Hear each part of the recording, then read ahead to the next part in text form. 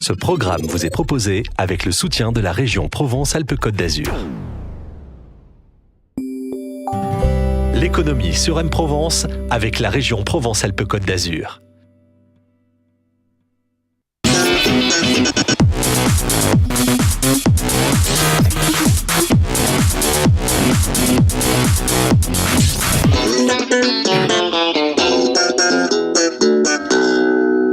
Bonjour et bienvenue à l'émission M-Leader sur M-Provence. Thierry Debaille, bonjour. Bonjour Yves. Rédacteur en chef de Busy News. Avec vous, nous allons parler aujourd'hui de l'industrie et je vous laisse nous présenter votre invité. Alors, on a le plaisir de recevoir aujourd'hui M. Thierry Chaumont, qui est le président de la puissante fédération de la métallurgie, l'UMM Alpes-Méditerranée. Alors, dans ce département, c'est considérable, mais c'est considérable aussi sur l'ensemble de la région et de la Méditerranée. Plus de 1500 entreprises, 45 000 salariés.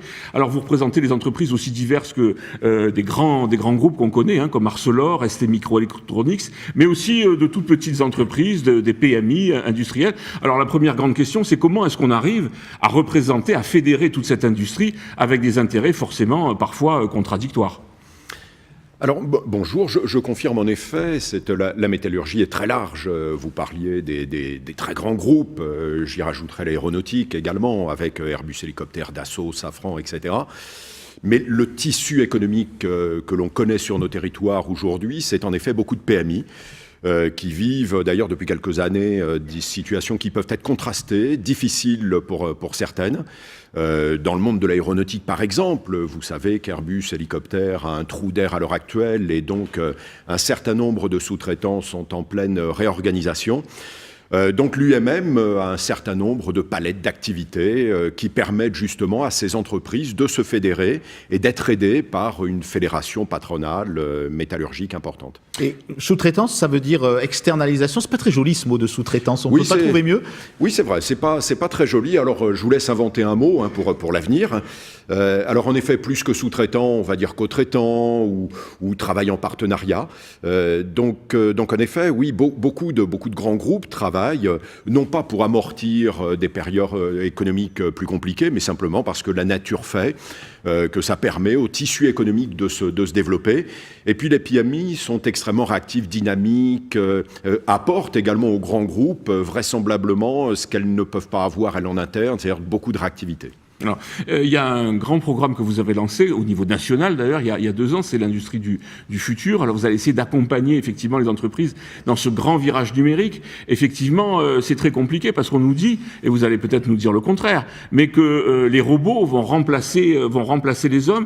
Aujourd'hui, l'UMM accompagne justement les entreprises, les PMI, les PME dans cette robotisation, dans ce grand passage numérique. Qu'est-ce que ça représente ici en région comme activité ? Alors, deux points. Bon, déjà, j'aimerais démystifier le numérique.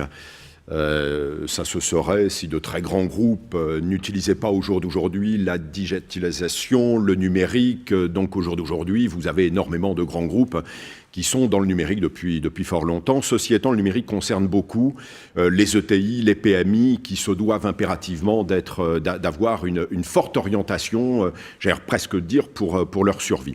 Donc ça, c'est un premier point. Alors, vous l'avez remarqué, depuis quelques jours, on parle beaucoup de la fabrique de l'industrie. C'est un regroupement. Au jour d'aujourd'hui, l'UMM représente une part importante du secteur industriel en France, mais pas forcément tout. Donc les industriels se sont regroupés autour d'une bannière. Alors, à l'origine, c'était un peu pour les présidentielles.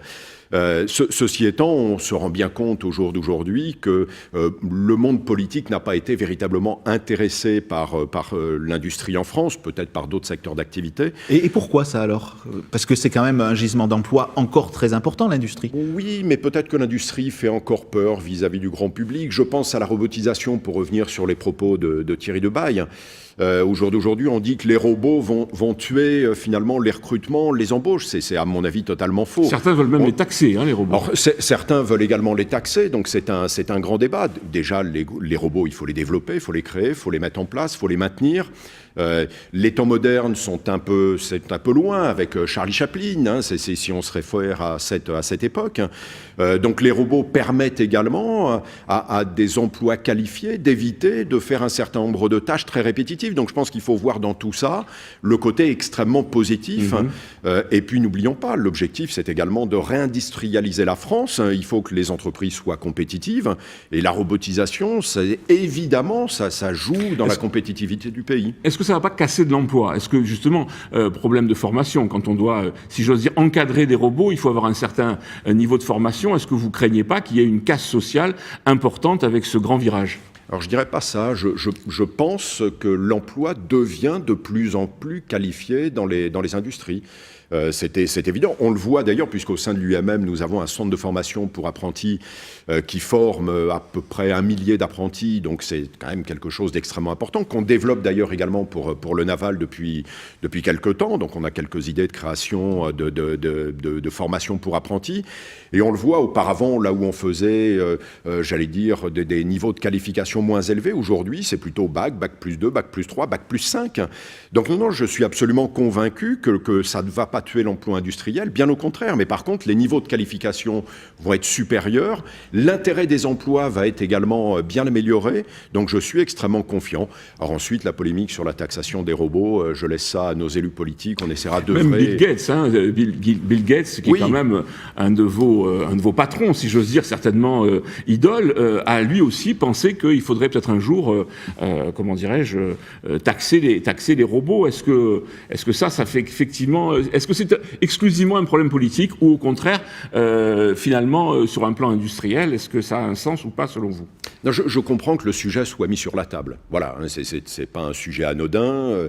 Je pense que la robotisation également ne concernera pas toutes les entreprises et toutes les PMI. Il faut faire attention à cet effet de mode. L'UMM d'ailleurs s'est très intéressé, comme on le disait tout à l'heure, à l'industrie du futur. Donc on est extrêmement attentif. Toutes les entreprises ne vont pas mettre en place des robots. Puis n'oublions pas que la robotisation occupe beaucoup de grandes entreprises depuis déjà 20 ou 30 ans. Donc, et ça se saurait si la robotisation avait tué l'emploi. Donc il faut faire attention, mais en l'occurrence, oui, c'est un débat qui animera sûrement le monde patronal et le monde politique. Alors Thierry Chaumont, vous avez aussi une autre question qui est un peu lancinante dans le monde de l'industrie, c'est que vous proposez des emplois et puis ces emplois ne sont pas forcément pourvus. Mais aujourd'hui, quand on dit aux jeunes, est-ce que vous voulez devenir chaudronnier, c'est pas forcément un terme qui leur plaît beaucoup, alors que ça recèle des métiers qui sont extrêmement modernes et pas si mal payés que ça, en fin de compte. Donc pourquoi est-ce qu'il y a ce hiatus entre l'industrie et les jeunes aujourd'hui ? Alors je parlais tout à l'heure de l'industrie et du discours de nos hommes politiques à l'occasion de la présidentielle. Vraisemblablement, ça contribue à ce genre d'effet. L'industrie au jour d'aujourd'hui, ce n'est plus du tout ce qu'il existait il y a une vingtaine d'années. On participe à la semaine de l'industrie, où un certain nombre d'entreprises, de chefs d'entreprise reçoivent les jeunes pour montrer justement une facette qui n'a rien à voir, qui est totalement différente. Je dirais pas l'industrie c'est beau, mais il faut redorer le blason de l'industrie, il faut faire en sorte que les jeunes aillent dans les entreprises, et quand vous allez dans des groupes, il est évident que le secteur industriel n'a plus rien à voir avec ce qui était auparavant. Donc au jour d'aujourd'hui, je reste convaincu que l'emploi industriel devrait se développer si les bonnes politiques sont mises en œuvre. Et par contre, les raisons pour lesquelles nous n'attirons pas forcément certains métiers, premièrement, c'est parce que la formation n'est pas forcément adaptée. C'est vrai que ça paraît ahurissant de voir finalement que les entreprises souhaitent embaucher, qu'elles ne trouvent pas de candidats. Donc je pense qu'il faut adapter tout ça. Je parlais du CFAI tout à l'heure, hein, du centre de formation pour apprentis. Les centres de formation pour apprentis se doivent de continuer à être gérés par le monde patronal, par les fédérations professionnelles, parce que ça permet aux entreprises d'insuffler et de faire part de leurs besoins. Et donc les CFA sont généralement extrêmement réactifs. Alors sur les problèmes justement de formation, on y revient un peu. Je continue de vous taquiner gentiment sur ces questions de l'emploi. Les ouvriers qui sont pas qualifiés, qu'est-ce qu'on en fait? Vous allez avoir des programmes de formation suffisamment complexes et développés pour renforcer leur employabilité ou pas? Alors c'est évidemment les emplois peu qualifiés se doivent d'être améliorées. Donc les formations sont là pour ça. Les aides qui sont faites, le pourcentage que donnent les entreprises tous les ans pour faire en sorte que les salariés puissent être formés. Donc indéniablement, charge à ce type de formation de s'adapter aux besoins de l'industrie. C'est ce qui se fait extrêmement régulièrement. Nous sommes en train de réfléchir, c'est plus qu'une réflexion, mais de monter une formation navale. Il n'aura échappé à personne que le naval se développe énormément. Sur la réparation navale, une école sur la réparation navale. Donc on est en cours de finalisation d'un centre de formation sur La Ciotat, par exemple, pour essayer de mettre en adéquation, alors à la fois les évolutions des salariés, pour essayer de faire en sorte que les métiers soient adaptés, ou en tous les cas que la formation soit adaptée aux métiers de demain, et puis évidemment pour faire en sorte que dans le cadre d'une formation plus longue, les entreprises puissent trouver des candidats qualifiés. Et alors vous avez une volonté aussi de féminisation de vos métiers. Est-ce que ça c'est de l'affichage, ou est-ce que vraiment vous avez une politique sur ces sujets-là ? Alors ça, c'est une question qui n'est pas facile. Déjà, je vais parler de notre conseil d'administration. Je cherche à féminiser le conseil d'administration de l'UMM Alpes-Méditerranée. C'est pas forcément très facile. Je le souhaiterais, mais c'est vrai que l'industrie peut faire encore un peu peur à la jante féminine, et peut-être que les patrons ne sont pas suffisamment encore dynamiques pour ça. Mais pourtant l'industrie est de plus en plus technologique. On parle de fabrication additive avec les imprimantes 3D, y compris pour l'industrie, vraiment l'industrie lourde. Là, c'est des métiers qui sont dans des conditions peut-être entre guillemets plus adaptées à un personnel féminin. Mais est-ce que c'est les mentalités qui doivent changer ? C'est absolument certain. Les mentalités doivent évoluer. Je ne suis pas absolument certain qu'il y ait beaucoup de femmes qui, au jour d'aujourd'hui, soient naturellement intéressées par l'industrie aussi. Alors, je n'ai pas forcément toute réponse sur ce sujet, mais on a un effort à faire sur la féminisation du secteur industriel, c'est absolument certain.